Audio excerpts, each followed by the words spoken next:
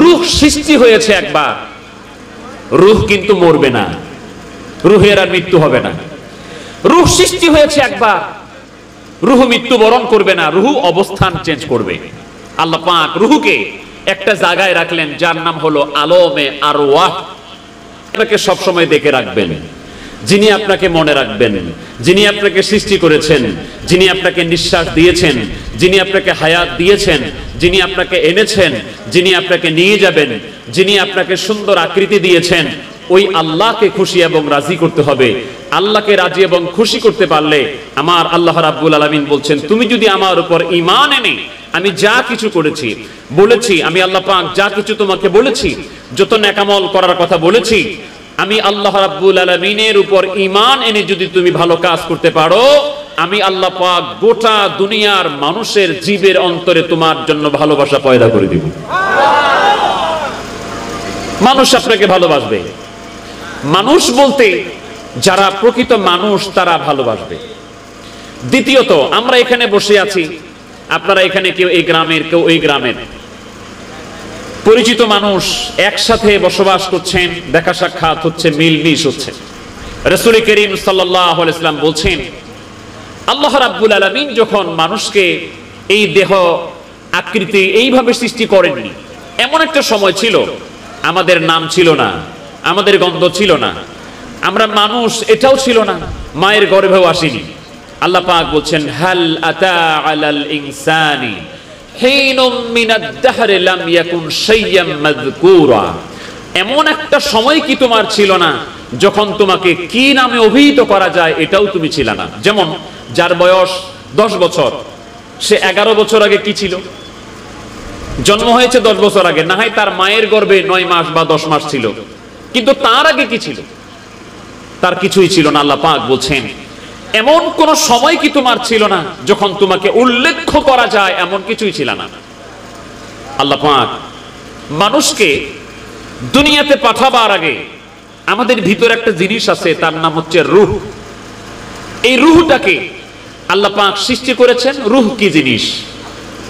এই প্রসঙ্গে রাসূল করিম সাল্লাল্লাহু আলাইহি ওয়াসাল্লামকে প্রশ্ন করা হয়েছিল, আপনি বলেন রূহ কাকে বলে, রূহ কি জিনিস? আল্লাহ পাক তার জবাবটাও নবীজিকে শিখিয়ে দিয়েছেন।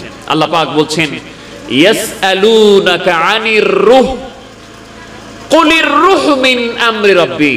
ও আমার বন্ধু, ও আমার হাবিব, আপনাকে মানুষ জিজ্ঞাসা করে, আপনাকে কোশ্চেন করে, আপনাকে প্রশ্ন করে, আপনি বলে দেন রূহ সম্পর্কে আপনাকে প্রশ্ন করা হয়েছে, আপনি বলে দেন রূহ হচ্ছে আমি আল্লাহ রাব্বুল আলামিনের একটা আদেশ। একটা জিনিস মাঝখান দিয়ে বলে ফেলি, দুনিয়ার মানুষ যতই নবীকে কষ্ট দিতে চায়, দুনিয়ার মানুষ যতই নবীজির সমালোচনা করতে চায়, আমার নবীজি পাল্টায়া কাউকে গালিও দেন নাই, পাল্টায়া কারোর সমালোচনা করেন নাই। নবীজিকে যারা মেরেছে প্রতিশোধ নেওয়ার জন্য নবীজি কাউকে মারেন নাই। কিন্তু আমার নবীজিকে যারা গালি দিয়েছে, নবীজি গালি না দিলেও আমার নবীর পক্ষ হয়ে জবাব দিয়েছেন আমার আল্লাহ। জোরে কোন সুবহানাল্লাহ।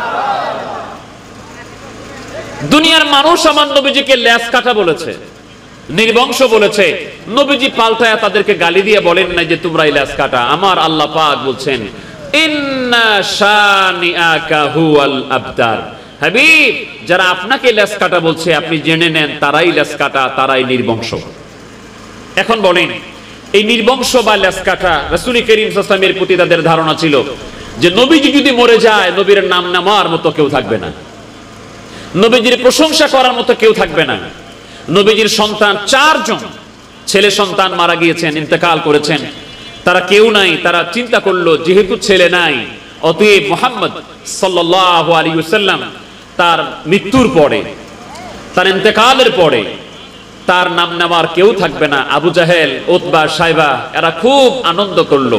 আচ্ছা এবার বলেন তো, এই এট প্রেজেন্ট ওয়ার্ল্ড এবং এই বর্তমান পৃথিবীতে নবীর প্রশংসা, নবীর আলোচনা, নবীর গুণগান করার মানুষ বেশি না আবু জাহেলের? কার প্রশংসা করার মানুষ বেশি? আপনাকে যদি বলা হয় আপনাকে 1 লাখ টাকা দেওয়া হবে, আপনি কিছুক্ষণ আবু জাহেলের প্রশংসা করেন, করবেন কেউ? মুসলমানরা তো করবে না, করবে না, কোনো বেধর্মীরাও করবে না, অমুসলিমরাও করবে না। কারণ আমার নবীকে যে কষ্ট দেয়, আমার নবীজিকে যে গালি দিয়েছে, আমার নবীজির অন্তরে যে আঘাত দিয়েছে, আমার আল্লাহ তাআলা সৃষ্টির প্রত্যেকটা মানুষের অন্তর থেকে, সৃষ্টিজীবের অন্তর থেকে আল্লাহ পাক তাদের মহব্বতকে দূর করে দিয়েছে। তো আল্লাহ পাক বলছেন এমন একটা সময় ছিল তোমার নাম নেবার কেউ ছিল না। এরপর আল্লাহ পাক রূহকে সৃষ্টি করলেন, রূহকে সৃষ্টি করে একটা জগতে রাখলেন। মনে রাখেন, রূহ সৃষ্টি হয়েছে একবার, রূহ কিন্তু মরবে না, রূহের আর মৃত্যু হবে না। রূহ সৃষ্টি হয়েছে একবার, রূহ মৃত্যুবরণ করবে না, রূহ অবস্থান চেঞ্জ করবে। আল্লাহ পাক রূহকে একটা জায়গায় রাখলেন যার নাম হলো আলমে আরওয়াহ। এটা হচ্ছে রূহের জগৎ।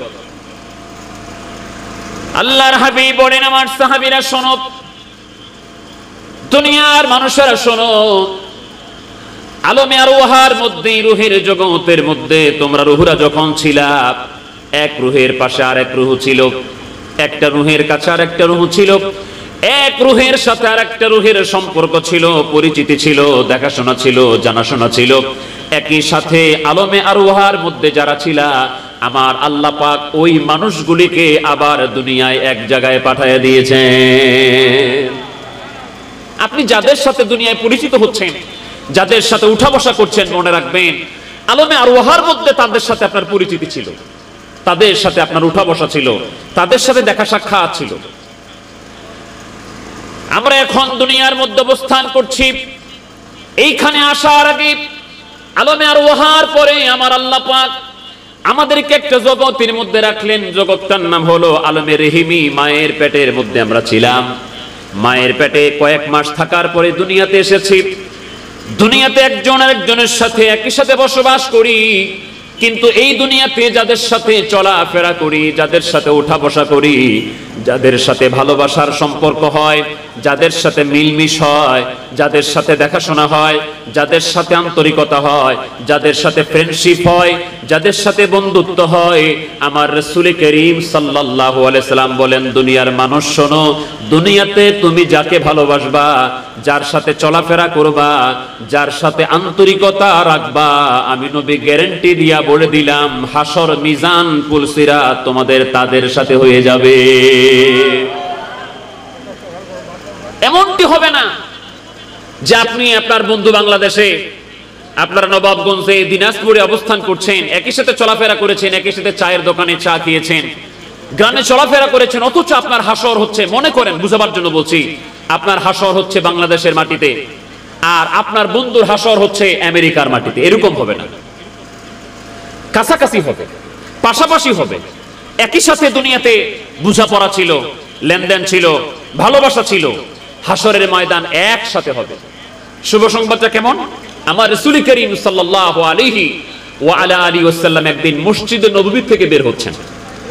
হাদিসটি ইমাম বুখারী রাহমাতুল্লাহ আলাইহি সহিহ বুখারী শরীফে উল্লেখ করছেন, এবং তাফসিরে মারিফুল কোরআন বলেন, তাফসিরুল কোরআনুল আযীম বলেন, ম্যাক্সিমাম তাফসীরগুলিতে, এবং খতিবে তিবরিজি রাহমাতুল্লাহ মিশকাতুল মাসাবিতেও হাদিসটি উল্লেখ করছেন। একজন গ্রামের মানুষ, বেদুইন মানুষ, শহরের বাইরের মানুষ এসে আমার নবীজিকে প্রশ্ন করলেন, ইয়া রাসূলুল্লাহ, ইয়া হাবিবাল্লাহ, হুজুর কিয়ামত কখন হবে? হুজুর কিয়ামত কখন হবে? নবীজি জবাব দিচ্ছেন না।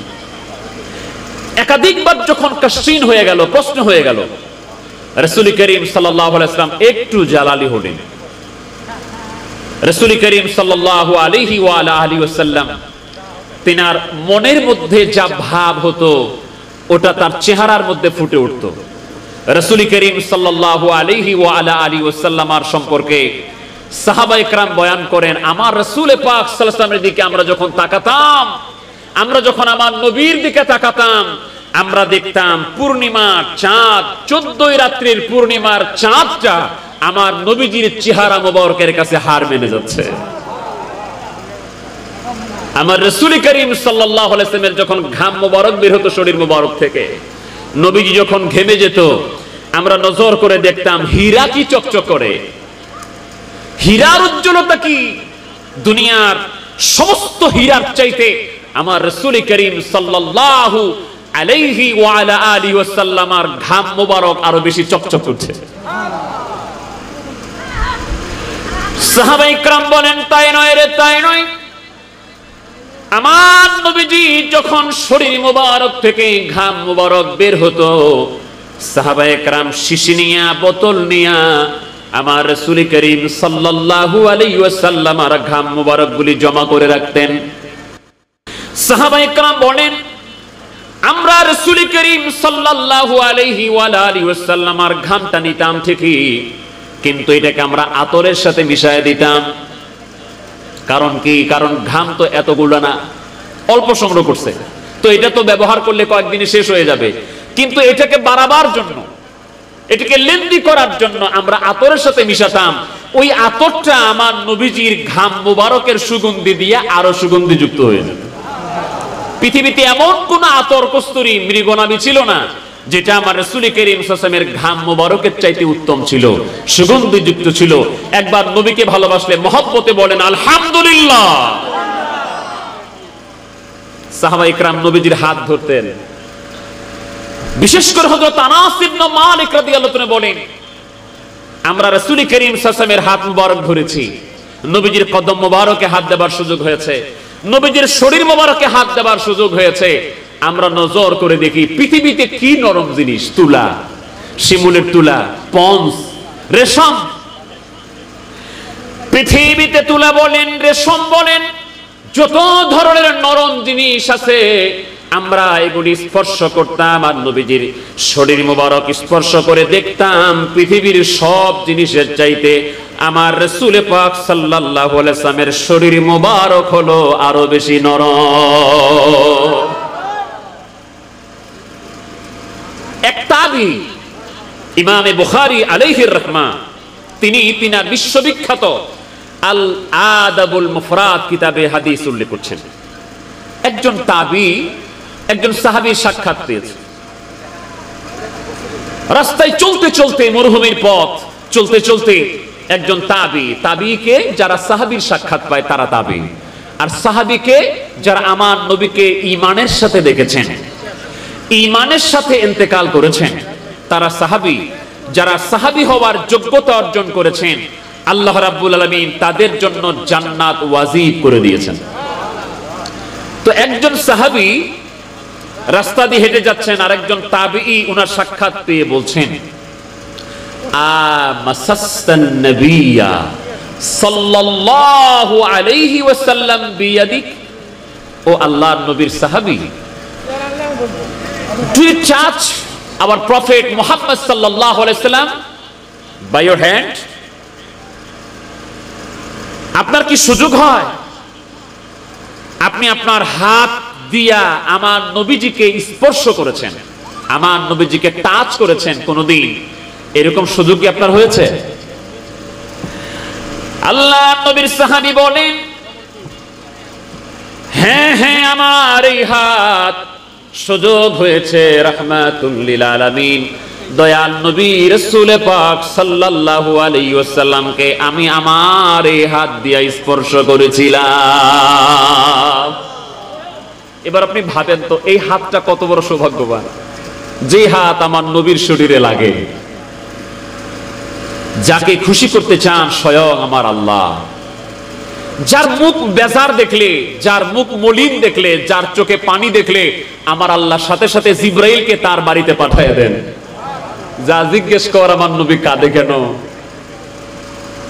জানা আমার নবী কি চাই জিজ্ঞেস কর। শুধু আমার নবী তো না, নবীর উম্মতরা, নবীর সাহাবীরা মন বেজার করে ফেললে রাসূল করিম সাল্লাল্লাহু আলাইহি ওয়াসাল্লামের মন বেজার হয়ে যেত। আল্লাহ পাক বলতেন, যা আমার নবীকে জিজ্ঞেস কর আমার নবীর মন বেজার কেন, যা জিবরিল আমার নবীকে কেমনে খুশি করা যায় সেরকম ব্যবস্থা আমি আল্লাহ পাকের কাছে আছে। আমি সব কথা বলছি না, শিরোনাম আকারে কথা বলছি। একটি কথা প্রসঙ্গে সাহাবায়ে কেরাম চিন্তিত হয়ে গেছিলেন, আগের উম্মতের আমল অনেক বেশি, তারা হায়াত পাইছে বেশি, আমরা এত হায়াত পাই না, আমরা এত আমল করতে পারি না। তো নবীর সাহাবায়ে কেরাম চিন্তিত হয়ে গেছেন। আমার আল্লাহ কয়, জিবরাইলে দেরি করিস না, এই মুহূর্তে যা আমার হাবিবকে জানায় দে, আমার হাবিবের উম্মত যদি এক রাত ইবাদত করে আমি আল্লাহ তাআলা ৮৩ বছরের চাইতে বেশি সওয়াব দিয়ে দেব। তারপরে আমি চাই আমার নবীকে খুশি করতে, যাকে খুশি করতে চান আমার আল্লাহ। তো আমরা বলছিলাম সে হাত কত বড় ভাগ্যবান যে নবীকে স্পর্শ করেছে।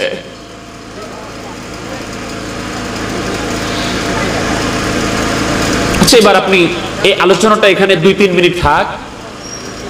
এবার আপনি চিন্তা করেন তো, একটা হাত যদি নবীকে স্পর্শ করে, ওই হাতটা কত দামি হয়, এর ফজিলত বলতে গেলে কয়েক রাত লাগবে। আচ্ছা, এবার আপনি চিন্তা করেন তো, আমার দয়াল নবীজি যেই জবান মুবারকে, তিনি তিনার নিজের জবান মুবারকে যাকে চুমু দেয়, আমার নবী যাকে চুমু দেয়, ওইটা কত বড় দামি জিনিস, ওইটা কত বড় মর্যাদাবান। হাজী সাহেবরা, আমরা যারা মক্কা মদিনায় গিয়েছি, তার মধ্য থেকে একটা জিনিসকে সবাই সুযোগ পায় না, একটা কিছু মানুষ সুযোগ পায়, এটা হলো কি? হাজরে আসওয়াদ। এই হাজরে আসওয়াদকে চুমা দেওয়ার জন্য ওখানে যে কি বিশ্বযুদ্ধ লাগে আমি দেখেছি, আমি গিয়েছি, সেটাকে চুমু দেওয়ার সুযোগ আমার হয়েছে। এই 2 ঠোঁট হাজরে আসওয়াদে চুমু দিয়েছে হাজিরা। এই পাথরে চুমা দেওয়ার জন্য পাগল কেন? কেন? এই পাথরটাকে খুব সুন্দর, ডায়মন্ডের চাইতে আরো চকচক না। হাজরে আসওয়াদ মানে কালো পাথর, তো কালো জিনিসও দামি হয়। খালি চেহারা দিয়ে সব হয় না ভাই। এই চেহারা, সুরত, বাহ্যিক অবয়ব, এটা যদি সুন্দর হয় আর এইটা যদি খারাপ হয়, তাহলে এইটার কোনো দাম নাই। আর এইটা যদিও সুন্দর না হয়, কালো হয়, এইটা যদি ভালো হয়, বেলালের মতো মানুষ যার বাহ্যিক অবস্থা কালো, দেখতে কালো, চেহারা কালো, হাত কালো, চোখ কালো, নাক কালো, পাও কালো, তার এইটা ভালো। ওই বেলাল সম্পর্কে আমার আল্লাহ বলে, বেলাল যদি আজান না দেয়, মদিনার আজান আমার আরশে আজিমে যায় না। সব কথা আমি আজকে বলতে পারবো না। তা হাজরে আসওয়াদের কথা বলছিলাম, যে হাজরে আসওয়াদকে মানুষ চুমা দেওয়ার জন্য পাগল হয় কেন? একদিন হযরত ওমর রাদিয়াল্লাহু তাআলা, হাদিসটা বুখারীতে এসেছে, হযরত ওমর রাদিয়াল্লাহু তাআলা তিনি হাজরে আসওয়াদের পাশে গিয়ে বলছেন, হাজরে আসওয়াদ শোনো, আমি জানি তুমি ভালোও করতে পারবা না, আমি জানি তুমি খারাপও করতে পারবা না। হাজরে আসওয়াদ রে, আমি তোমাকে চুমা দিচ্ছি। কেন দিচ্ছি জানো? তোমাকে চুমা দেওয়ার কোনো কারণ ছিল না, আমি তোমাকে চুমা দিতাম না। কিন্তু রে হাজরে আসওয়াদ শোনো,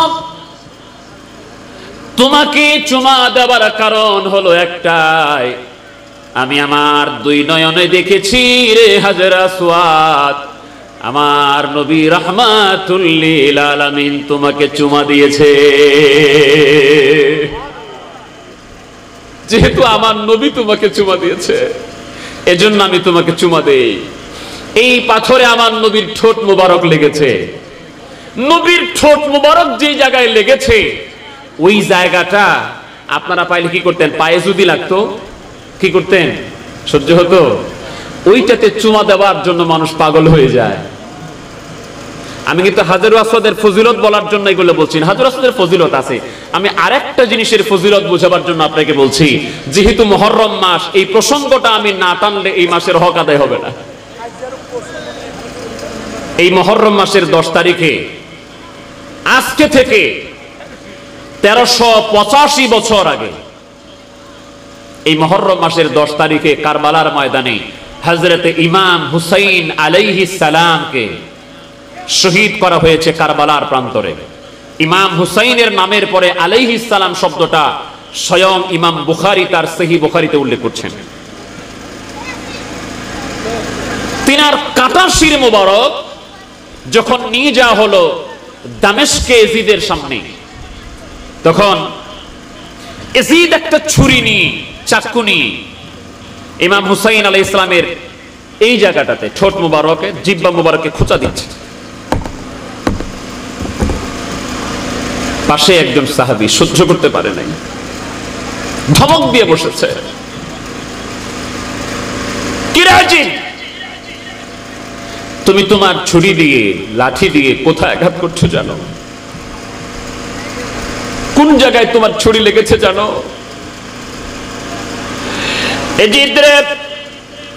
যে জায়গায় তুমি ছুরি দিয়া খোঁচাচ্ছ, চাকু দিয়ে আঘাত করতেছো, আমি আমার নিজ চোখে দেখেছি রে জিব, আমার দয়াল নবী রাহমাতুল লিল আলামিন অসংখ্যবার ওই জায়গায় চুমা দিয়েছে।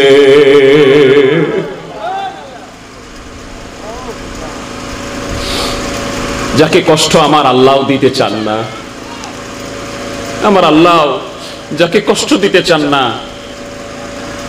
আল মুস্তাদরাক আলা সহিহাইনে ইমাম হাকিম রাহমাতুল্লাহ হাদিসটা উল্লেখ করছেন। রাসূল পাক সাল্লাল্লাহু আলাইহি ওয়াসাল্লামের নাতি রাসূল করিম সাল্লাল্লাহু আলাইহি ওয়া আলিহি ওয়াসাল্লাম তিনি নামাজের মধ্যে ইমামতি করছেন। ইমামের মুসল্লায় নবীজি, পিছনে সাহাবায়ে কেরাম নামাজ আদায় করছেন। রাসূল করিম সাল্লাল্লাহু আলাইহি ওয়াসাল্লাম ইমামতি করলে অনেক লম্বা নামাজ পড়াতেন না, অনেক দীর্ঘ সেজদা করতেন না, অনেক দীর্ঘ কেরাত ও সাধারণত তেলাওয়াত করতেন না, কুচিত মাঝে মাঝে একটু দীর্ঘ করতেন। কিন্তু যতক্ষণ ইমামতি করতেন ততক্ষণ সংক্ষিপ্ত আকারে অথচ পরিপূর্ণ নামাজ পড়াতেন। হযরত আনাস ইবনে মালিক রাদিয়াল্লাহু আনহু বলছেন, আমি আমার নবীর পিছনে অতি সংক্ষেপে এবং পরিপূর্ণ নামাজ যত সুন্দর করে আদায় করেছি, এত সুন্দর নামাজ আমি আর অন্য কারো পিছনে পড়ি নাই। রাসূল করিম সাল্লাল্লাহু আলাইহি ওয়াসাল্লাম তিনার শরীর মুবারক যে হাত স্পর্শ করেছে, ওই হাদিসটা বলছিলাম, নবীজির হাদিস, আল্লাহর কথা, সে হাতের কত দাম। আর নবী যেই শরীরে চুমা দিয়েছে, যেই ঠোঁটে চুমা দিয়েছে, ওই ঠোঁটের কত দাম। আচ্ছা, আমি কারবালা প্রসঙ্গে সব আলোচনা করতে পারবো না, তবে আপনাদের মহব্বত যাচাইয়ের জন্য আমি বলছি, যদিও এটা ইম্পসিবল, তারপরে আন্তরিক মহব্বতের জন্য বলছি। যেহেতু অন্তরের খবর আল্লাহ জানেন, আপনাদের সাক্ষীও আল্লাহ গ্রহণ করবেন ইনশাআল্লাহ।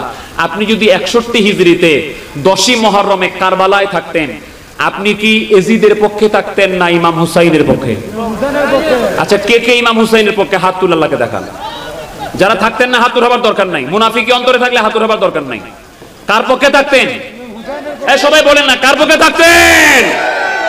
তাহলে এজিদের হাত নামান। এজিদের যারা প্রশংসা করছেন আপনি শুনে রাখেন, যারা এজিদকে বাঁচাবার চেষ্টা করছেন, এজিদের প্রশংসা করে তাকে তাবিঈ বানাবার ঘৃণ্য মত পোষণ করছেন, যারা তার প্রশংসা করে করতে চাচ্ছেন, আমি আপনাকে বলছি, সৎ সাহস থাকলে এই পরীক্ষাটা আপনি নিয়েন কোন ময়দানে। বলবেন যে এজিদের পক্ষে কে কে হাত তুলেন, বলবেন ইমাম হুসাইনের পক্ষে কে কে হাত তুলেন, দেখবেন আপনার ময়দানেও সবাই ইমাম হুসাইনের পক্ষে হাত বাড়াবে। এজিদের পক্ষে হাত বাড়াবার জন্য আপনি নিজে ছাড়া আপনার সেক্রেটারিও পাবেন না। আপনার সেক্রেটারিও বলবে এই প্রশ্নে আমি এজিদের পক্ষে না। তুমি বক্তা সাহেব, তুমি একাই যাও এজিদের পক্ষে, তোমার সেক্রেটারি হতে পারি, কিন্তু আমি জান্নাতের যুবকদের সর্দার ইমাম হুসাইনের দল ছাড়তে পারি না। একটা হাদিসটা আমি উঠাইছিলাম, এই জন্য হাদিসটা বলছি, লোভ সামলাতে পারছি না। রাসূল করিম সাল্লাল্লাহু আলাইহি ওয়াসাল্লাম নামাজের মুসল্লায় নবীজি ফরজ নামাজ অনেক সংক্ষিপ্ত করতেন। আল মুস্তাদরাক আলা সহিহাইনে হাদিস এসেছে, অনেকগুলি কিতাবে এসেছে। তো নামাজ দীর্ঘ হচ্ছে, সাধারণত নবীজি এত দীর্ঘ নামাজ, ফরজ নামাজ পড়েন না। দীর্ঘ নামাজ হয়ে গেল, সাহাবায়ে কেরাম রিদওয়ানুল্লাহি তাআলা আলাইহিম আজমাইন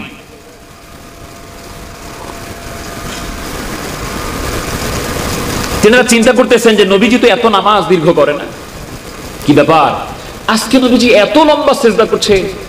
সেজদা দিছে তো দিছেই, আর সেজদা থেকে মাথা উঠায় না। তারা চিন্তা করতেছে, হারে এক একজনের চোখ অশ্রু ভিজে যাচ্ছে। হারে দুইটা চিন্তা করতেছে, একটা হলো মনে হয় আমার নবীর উপরে ওহী নাজিল হচ্ছে, কারণ নবীজির উপর ওহী নামাজের ভিতরেও নাজিল হতো, নবীজির উপরে ওহী নাজিল ঘুমের মধ্যেও হতো। 7 ধরনের পদ্ধতিতে বুখারী শরীফের হাসিয়ার মধ্যে এসেছে, 7 পদ্ধতিতে আমার নবীর উপর ওহী নাজিল হতো। তো সাহাবায়ে কেরাম চিন্তা করছেন, আমার নবীর উপর বুঝি ওহী নাজিল হচ্ছে। আর কিছু কিছু সাহাবী চিন্তা করতেন, আহারে আমার দয়ার নবী বুঝি আমাদেরকে সেজদার মধ্যে রেখে আমার আল্লাহর দরবারে চলে গেছে, নবী বুঝি বিদায় নিয়ে গেছে, নবী বুঝি আর নাই শরীয়তে, পর্দা নিয়ে নিল। সাহাবায়ে কেরাম না পারতেছে নামাজ ছাড়তে, না পারতেছে কান্না থামাতে। অনেকক্ষণ পর্যন্ত, অনেকক্ষণ পরে নবীজি নামাজের সেজদা থেকে মাথা উঠালেন। মাথা উঠায়া নামাজ কমপ্লিট হলো, সাহাবা ইকরাম জিজ্ঞেস করলেন, হুজুর ইয়া রাসূলুল্লাহ ইয়া হাবিবাল্লাহ, ওগো দয়াল নবীজি এত লম্বা সিজদা তো করেন না, হুজুর আপনার উপর কি ওহী নাযিল হচ্ছিল? না না না হুজুর, তাহলে আমরা তো মনে করছিলাম ওহী নাযিল হচ্ছে, না হয় আপনি আল্লাহর দরবারে চলে গেছেন। তো সাহাবীরা, আমি তো যাই নাই হুজুর, এত লম্বা সিজদা। সাহাবীরা রে, আমি যখন সিজদার মধ্যে চলে গেছি, আমার নাতি আমার ফাতেমার কলিজার টুকরা আমার পিঠের উপর ছিল, আমার পিঠের উপরে আমি সিজদা থেকে মাথা উঠাবো, আমার নাতিরা, ইখতিলাফ আছে, কেউ বলছে হাসান, কেউ বলছে হুসাইন, যেই হোক দুইজনের একজন, আমি সিজদা থেকে মাথা উঠাবো, যেহেতু আল্লাহ বিধান পালন করছি, সেখানে তো আমার নাতির মায়া আছে, ঠিক আছে, কিন্তু আল্লাহর বিধানকে লঙ্ঘন করে তো নাতির মহব্বতটা গালেব করা, এটা অন্য বিষয় হয়ে যায়। আমি চিন্তা করতেছি মাথা উঠে ফেলবো, কিন্তু মাথা উঠালে আমার নাতি পড়ে যাবে, পড়ে গেলে ব্যথা পাবে, এটাও অন্তরে আছে, কিন্তু উঠাবার চেষ্টাও করছে। কিন্তু শোনারে সাহাবীরা, আমার আল্লাহ পাক আমাকে হুকুম দিলেন, হাবিব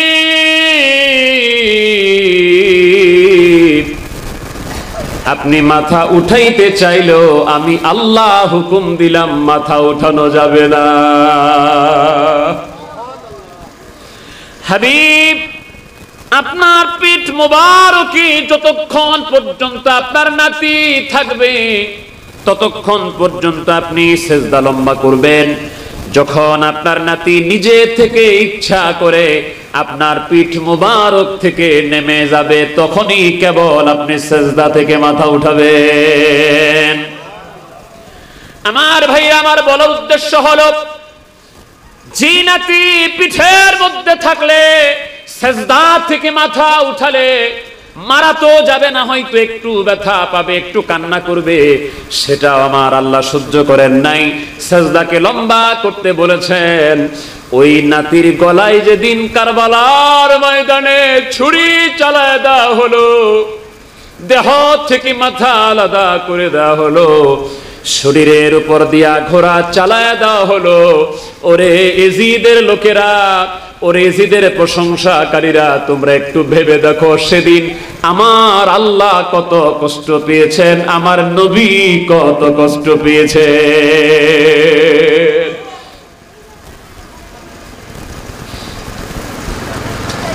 আমরা বলছিলাম, সাহাবী বলল আমি আমার হাত দিয়ে, তাবী প্রশ্ন করেছেন আপনি কি আপনার হাত দিয়ে আমার নবীকে স্পর্শ করেছেন? সাহাবী বললেন নাম মাসাসতুন নবী সাল্লাল্লাহু আলাইহি ওয়াসাল্লাম বিয়াদি, হ্যাঁ আমি আমার এই হাত দিয়ে আমার নবীজিকে স্পর্শ করেছি, টাচ করেছি। তাবী বেকরার হয়ে গেল, আরে এই হাত আমার নবীকে ধরেছে। সাথে সাথে সঙ্গে সঙ্গে ওই তাবিঈ আর দেরি করে নাই, সাথে সাথে ওই তাবিঈ ওই সাহাবীর হাতটা নিয়ে চুমাইতে শুরু করে দিয়েছে। আরে এই হাত আমার নবীকে স্পর্শ করছে। আমার ভাইরা, ওই নবীর কথা আমরা বলছিলাম, নবীজি যখন তিনি খুশি হয়ে যেতেন, সাহাবীরা বলেন আমরা তার চেহারা এত সুন্দর দেখতাম, তিনি যখন মুস্কি হাসতেন আমরা দেখতাম আকাশের বিজলি চমকাইলে যেমন চিমিক মেরে ওঠে, উজ্জ্বল আকাশ হয়ে যায়, আমরা দেখতাম আমার দয়ার নবীজি যখন মুস্কি হাসি দিতেন, আমার নবীজির দাঁত মোবারকের ভিতর দিয়া বিজলির মতো চমকাইতো। তো এক বেদুইন এসে প্রশ্ন করছে, হুজুর কিয়ামত কখন হবে? এখানে কি তিরপাল দেওয়া আছে? আচ্ছা আমরা শেষ করে দিচ্ছি। তো লোক বলছে, হুজুর কিয়ামত কখন হবে? কিয়ামত কখন হবে? নবী ধমক দিয়ে বলেন, এই কিয়ামত আসবে কখন? কেন তো তাড়াহুড়া করছো? কি করছো কিয়ামতের জন্য? হুজুর কিছুই করি নাই, বেশি কিচ্ছু করতে পারে নাই, একটা জিনিস আছে। কি? আমি আল্লাহ আল্লাহ রাসূলকে ভালোবাসি। আল্লাহ রাসূল গ্যারান্টি দিয়ে দিলেন, আল মারউ মা মান হাব্বা ওয়া আনতা মা মান হাব্বা, আমি গ্যারান্টি দিয়ে দিলাম তুমি দুনিয়াতে যাকে ভালোবাসো হাসর নসর তার সাথে হবে। ওই প্রথম একটা কথা বলছিলাম, আপনি ভালো সম্পর্ক করতে হবে, কাকে হাসরে কাছে পেতে চান। আলমে আরওয়াতে একসাথে ছিলাম, দুনিয়াতে এসে যাদের সাথে পরিচয়, যাদের সাথে মহব্বত, হাসর হবে তার সাথে। এবার চিন্তা করেন, আপনি কি হাসরটা নবীর দুশমনের সাথে করতে চান না নবীর বন্ধুর সাথে করতে চান? আপনার হাসরটা কি আপনি দুনিয়ার মানুষের সাথে করতে চান না আল্লাহর ওলির সাথে করতে চান? সিদ্ধান্ত আপনার। আল্লাহর ওলির সাথে করতে হলে আল্লাহর ওলির সোহবতে যেতে হবে, তাকে মহব্বত করতে হবে, তাকে ভালোবাসতে হবে, তার সন্ধান করতে হবে। যাকে আমার আল্লাহ ভালোবাসেন তার সঙ্গী হতে পারলে ইহকালেও লাভ, পরকালেও লাভ। আল্লাহ রাব্বুল আলামিন যেন আমাদেরকে এইরকম একজন কামেল মোকাম্মেল আল্লাহর ওলির সোহবত পাবার তৌফিক দান করেন। এর সোহবতের একটি নমুনা হিসেবে আসতেছে আগামী 7ই সফর। 7ই সফর এটা 11ই আগস্ট। 11ই আগস্ট চাঁদ ওঠার পরে পরবর্তী তারিখ চেঞ্জ হতে পারে, কিন্তু সাধারণত এখনো 11ই আগস্ট দিবাগত রাত্রিতে 7ই সফর বিশ্ব ওলি খাজা বাবা ফরিদপুরি কেবলা জান হুজুরের আরবি ফাতিহা শরীফ। এই আরবি ফাতিহা শরীফে বিশ্ব জাকের মঞ্জিল পাক দরবার শরীফে ইসলামে অনুষ্ঠান হবে, কেবলা জান হুজুরের ফাতিহা শরীফ হবে। আপনারা জাকির ভাইরা সকলেই যাওয়ার চেষ্টা করবেন এবং অন্য মানুষ যারা নতুন নতুন যেতে চায় তাদেরকে সাথে নেবেন। যারা শুনলেন দাওয়াত, অন্যদের কাছে দাওয়াত পৌঁছে দিবেন। আগামী 7ই সফর কেবলা জান হুজুর ওফাত দিবস, যেটা 18ই বৈশাখ এবং 1লা মে ছিল, ওইটা আরবি তারিখ ছিল 7ই সফর। কেবলা জান হুজুরের পর্দা নাবার ওফাত হওয়ার ইন্তেকালের দিবস। সেই দিনে পবিত্র ফাতিহা শরীফ বিশ্ব জাকের মঞ্জিল অনুষ্ঠিত হবে। কেবলা জান হুজুর স্থলাভিষিক্ত মহামান্য আল্লাহ হযরত খাজা মিয়া ভাইজান মুজাদ্দিদি, তার মুখপাত্র খাজা বড় চাচা জান মুজাদ্দিদির মাধ্যমে তিনি দেশবাসীকে সকলকে দাওয়াত দিয়েছেন। জাকেরান আশেকান মুমিন মুসলমান দেশবাসীকে, বিশ্বের শান্তিকামী মানুষকে দাওয়াত দিয়েছেন। আপনারা সকলে যাবার চেষ্টা করবেন। আল্লাহ পাক আমাদেরকে তৌফিক দান করুন।